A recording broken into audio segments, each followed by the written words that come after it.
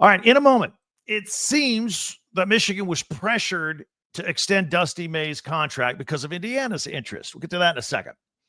But first, what's going on in Nebraska? I mean, they're canceling everything over there. First, Matt Rhule, he canceled their very popular spring game. He did it because he didn't want other schools to scout them on TV, on the Big Ten Network, or whatever. And tampering was going on. Didn't want his players poached in the transfer portal. It happened half a dozen times last year. He didn't want it to happen again. Plus, he didn't want his players to get hurt.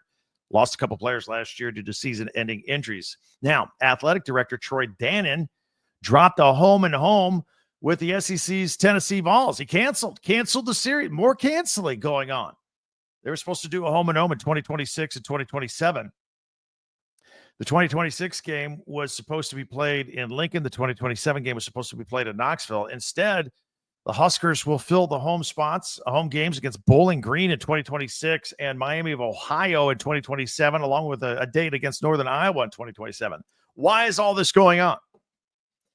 Well, Dannen says that the renovations at Memorial Stadium will impact home seating capacity in 2027. So obviously you would expect a huge crowd because, I mean, Nebraska sells out games anyway. Now you bring it in Vols fans who are very passionate, and they're not going to have the capacity to handle that game. And so now they have lower capacity because all the construction going on. He's got to set off the loss of the revenue from selling fewer tickets with the smaller crowds. So he's adding extra games. Boy, if you read the social boards, Husker fans are mad about this development. A lot of people were really looking forward to the Volunteers coming and doing the home and home there. And it doesn't seem like Tennessee athletic director Danny White is too pumped up about it either. He tweeted out that Nebraska pulled the plug, not Tennessee. He wanted everybody to know it was not Tennessee's fault. He said, we're very disappointed that they not want to play these games, especially so close to 2026. And now he's got to go find a replacement for Tennessee on that schedule. I mean, the Huskers, they're on the upward trend here. They're coming off their first bowl appearance in years. They won their first bowl game in a decade by beating Boston College.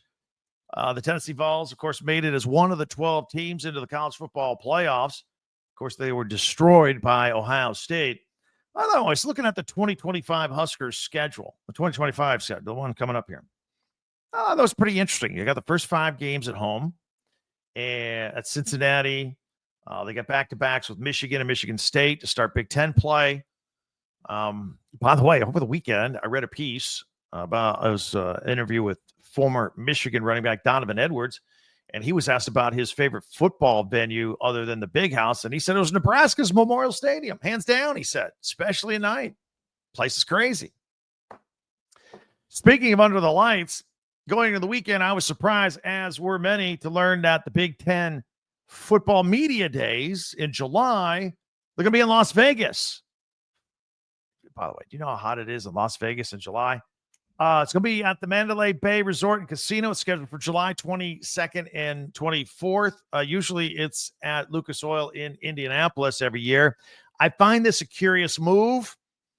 Everybody complains about the travel with the new coast-to-coast Big Ten, and most of the schools are in the Midwest or, within range there in the Midwest. And that goes for the numerous media outlets that cover all the Big Ten teams as well.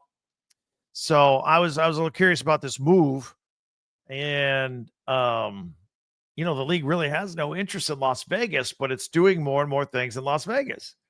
So it seems like this might just be a change of pace move. It might be a move where, hey, we're the Big Ten. We're successful. We have money. We've done everything there is to do in Indianapolis. We've gone to San Elmo Steakhouse as many times as we care to. Let's go to Vegas. It might be that. It makes me wonder if there'll be a future Big Ten football championship game held there at some point as a neutral field instead of Lucas Oil in Indianapolis, which it'll be in Indy until 2028. By the way, the 2028 men's basketball Big Ten tournament will be in Las Vegas, and the women will play there in 2027. So the Big Ten is moving forward with more and more activity there in Las Vegas. I don't think they'll expand there. I don't think they want Nevada or UNLV in the Big Ten, but nevertheless, spending more and more time there. All right, as promised, let's talk about Michigan's basketball situation here and Coach Dusty May. He's been in Ann Arbor less than a year. and he's already getting a raise and an extension. So what's going on here? It's called leverage. Leverage is a beautiful thing.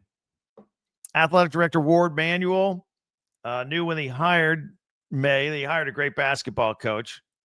And now the Wolverines are threatening to win the Big Ten here in his first season, Dusty May's first season. Quite an upgrade from Juwan Howard and his disappointing season last year. So it was a quick turnaround.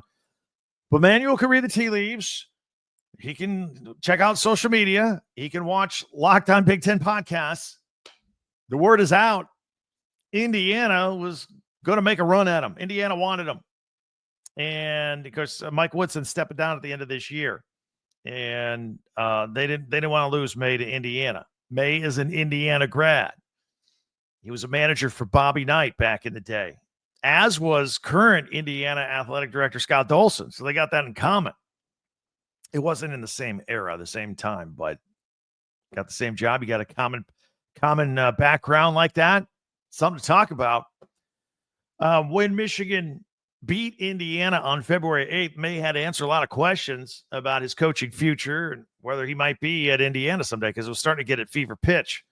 The rumors about, Indiana was interested. Were they going to ask it? Were they going to interview him? Was May going to go? He'd just been in Michigan for a year. May handled all the questions professionally. He said he loved Indiana. That's where he got his start, but he also loves Michigan because they gave him this big job, and he looks forward to continuing the job that he started in Ann Arbor. Of course, May garnered national attention during his 6 years as the head coach of Florida Atlantic. Not exactly a basketball hotbed, but he was successful there. That's where everybody noticed him. And he took over a school that had no money, no facilities, got him to a Final Four in 2023 as a 9 seed. Finished that season 34-3, 34 wins. The following year, they went back to the NCAA tournament. He won 25 games. By then, he was the hottest name in coaching, and Michigan grabbed him. His first year with the Wolverines, May is 20-6, 12-3 in the Big Ten, following Friday night's loss to Michigan State. Battle for first place at the time.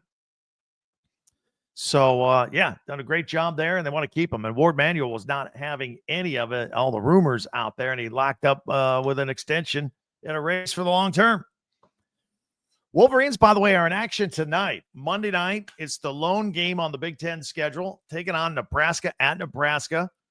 They're looking to rebound from Friday's loss to Michigan State that we just mentioned, and despite that loss, the Wolverines are very much in the mix for a Big Ten title on top seed of the Big Ten tournament. Still plenty to play for here. The Wolverines got their couple of 7-footers. If you haven't watched them, they got their own twin towers, and Danny Wolf and Vladislav Golden. Wolf is averaging 13 points and 10 rebounds per game. Golden is 16-6. Phenomenal. But the perimeter shooting has been struggling a little bit. Just a little bit. It's cooled off.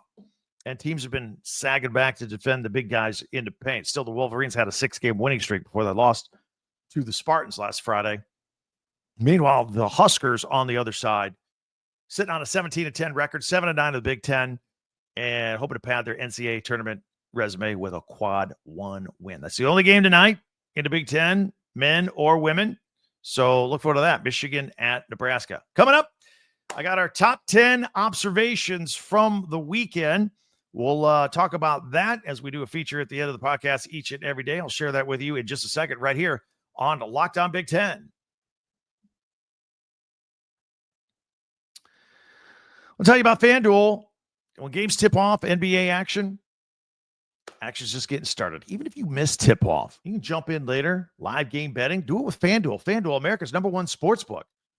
You can place all those bets and stay in on the action, really get you dialed into everything that's going on. Your same game parlays. They got an app that is so easy to use. When you win, by the way, you get paid instantly. It is awesome. Right now, new FanDuel customers can get $150 in bonus bets if your first $5 bet wins. Just visit FanDuel.com and join today. That's FanDuel.com for your shot at $150 in bonus bets.